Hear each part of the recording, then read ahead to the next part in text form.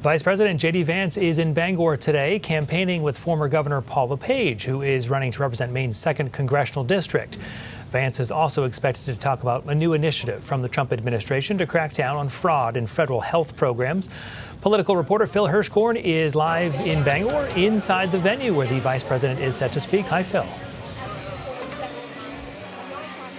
Hey there, Brian. Well, Air Force Two touching down here at Bangor Airport, ferrying J.D. Vance to this rally where several hundred Republicans are waiting to greet him enthusiastically. Among the warm-up speakers who've already taken the stage is former Governor Paul LePage, unopposed in that open 2nd congressional seat race, that seat being vacated by Democrat Jared Golden. So we'll certainly expect the vice president to talk about that. But the focus of his visit today, Brian, is fraud, something that the administration, the Trump-Vance administration, has been talking about a lot, particularly with regard to federal programs like Medicaid, what we call MaineCare.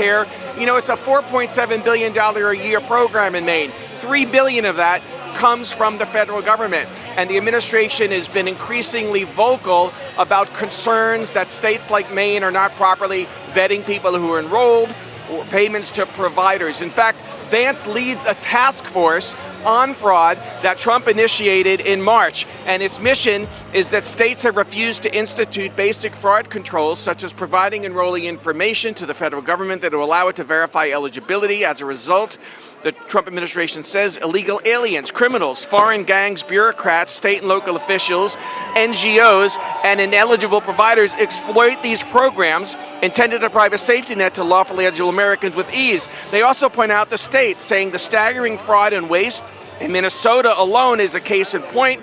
There's strong reason to believe that similar problems exist in other states like California, Illinois, New York, Maine, and Colorado. In fact, yesterday, the vice president suspended about $1.5 billion Medicaid payment dollars to California over the concerns there, but he also struck a conciliatory tone toward our state. We'd love to have a better conversation, a better relationship, and work very deliberately on this question of fraud, and certainly have an open hand, have an open heart in this White House to working with anybody, including the governor of Maine.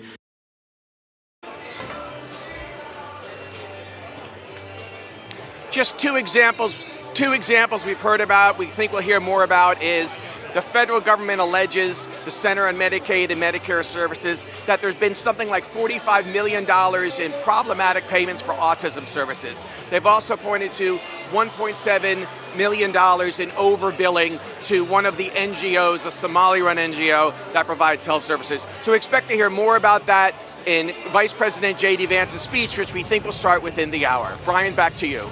Our Phil Hirschkorn live inside that center today. Phil, thank you. And while Phil was